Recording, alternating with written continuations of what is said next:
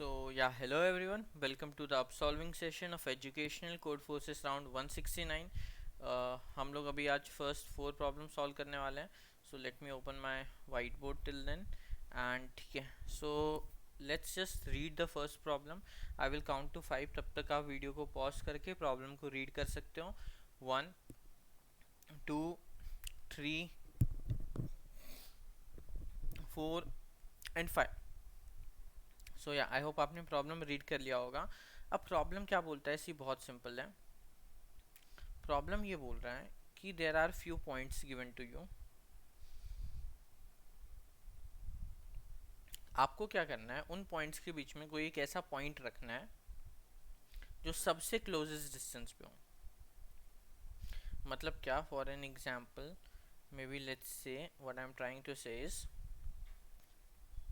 There is a point called 3, there is a point called 6 and ठीक है, there is a point called 3, there is a point called 6, there is a point called 9. ये number scale पे. अब मान लो एक point 4 रखा मैंने, तो 3 और 4 का डिफरेंस कितना है, 1 का. 4 और 6 का कितना है, 2 का. 6 और 9 का कितना है, 3 का. तो क्या फोर 3 और 6 से क्लोजेस्ट है. क्लोजेस्ट समझ में आ रहा है यहाँ पे, करेक्ट. तो मुझे क्लोजेस्ट पॉइंट बताना है. तो 3 और 4 1 के डिस्टेंस पे, जो कि क्लोजेस्ट है, क्योंकि 3 6 से 3 के डिस्टेंस पे और 9 से तो 6 डिस्टेंस पे है. तो 4 उसके लिए क्लोजेस्ट हुआ.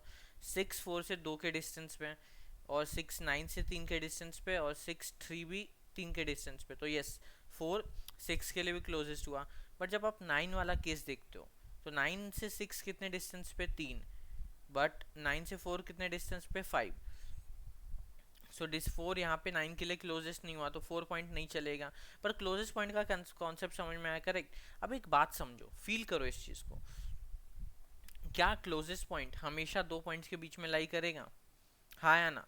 जो क्लोजेस्ट पॉइंट होगा, क्या हमेशा वो दोनों पॉइंट के बीच में लाई करेगा, येस और नो? यस, लाई करना चाहिए, करेक्ट. क्यों? अगर मान लो ये दो पॉइंट्स ही कंसिडर करो अभी, 3 और 6, वो इसके बाहर है, तो 6 से तो पास में होगा, बट 3 से वो बहुत दूर हो जाएगा, क्योंकि 3 से पास में कौन सा पॉइंट आ जाएगा, 6 वाला ही आ जाएगा. Make sense? तो उसको हमेशा दोनों के बीच में रखना पड़ेगा. अब मान लो 3 पॉइंट्स है, तो 3 पॉइंट्स के बीच में आप कभी रख सकते हो क्या? Not possible. आप बोलोगे 6 पे ही रख देने के लिए, जो एक 6 है वहीं रख दो. तो अब 3 से ये क्लोजेस्ट है, 6 से तो ये क्लोजेस्ट है, ये 9 से भी ये क्लोजेस्ट है, but it is not allowed. जो पॉइंट पहले से दिए उस पर आप नहीं रख सकते, या तो उससे पीछे या तो आगे रखो. तो इसका मतलब क्या, अगर तो दो से ज़्यादा पॉइंट्स हैं तब तो पॉसिबल ही नहीं है, क्योंकि आप दो पॉइंट्स के बीच में रखोगे, तीसरे पॉइंट के लिए वो दूरी हो जाएगा. तो अगर दो से ज़्यादा है तब तो पॉसिबल ही नहीं है. हमें यहाँ पे कुछ नंबर ऑफ पॉइंट्स दिए. अगर इस केस में मैं सीधा बोल सकता हूँ 6 है, मतलब आंसर नो आएगा, क्योंकि दो से ज़्यादा पॉइंट्स है. अब दो वाला केस देख लेते हैं. दो वाले केस में क्या होगा, जैसे यहाँ पे 3 और 6 है, मान लो सिर्फ 3 और 6 है, तब आप 4 पे या 5 पे रख सकते हो. बट व्हाट इफ अगर पॉइंट से आपको 4 और 5 दिया है, तो 4 और 5 के बीच में तो कुछ आता ही नहीं है, मतलब हम सिर्फ इंटीजर नंबर पे रख सकते हैं, 4 5 6 7 ऐसे. तो फिर 4 और 5 के बीच में तो कुछ आता ही नहीं है, तो आप रख ही नहीं सकते हो कोई भी पॉइंट. या तो आपको 6 पे रखना पड़ेगा, या तो 3 पे, जो कि अपोजिट साइड हो जाता है. तो ऐसे केस में भी नो आ जाएगा. तो नो कौन से केस में आएगा, या तो दो से ज़्यादा पॉइंट्स है, या तो जो दोनों पॉइंट है वो एडजेसेंट है. समझ में आया कि 5 6 है, 1 2 है, 3 4 है, ऐसा.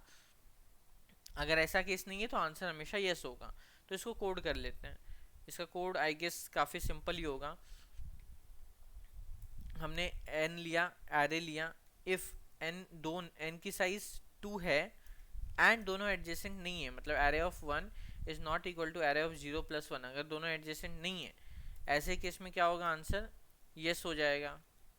अदरवाइज आंसर नो हो जाएगा. तो अगर ऐसा केस आता है तो यस, अदरवाइज नो.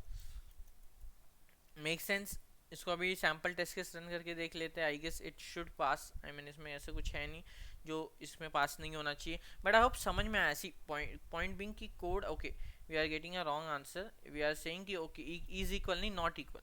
यस के लिए वो नॉट इक्वल, मतलब वो जस्ट एक बड़ा नहीं होना चाहिए. So yes, we are getting our answer yes no no. तो आई होप समझ में आया होगा. अगेन कोड लिखना is something you should try it on your own. Hmm before I started to code this question, उससे पहले आपको pause करके क्वेश्चन को कोड करने का खुद से ही ट्राई करना चाहिए, बिकॉज कोड लिखना is something, if you have understood the approach, तो कोड लिखना is not a very huge task. So this was about the problem, let's see accept हो जाना चाहिए, and it is accepted. So yeah, this was about the first problem. Let's meet in the second one. Thank you.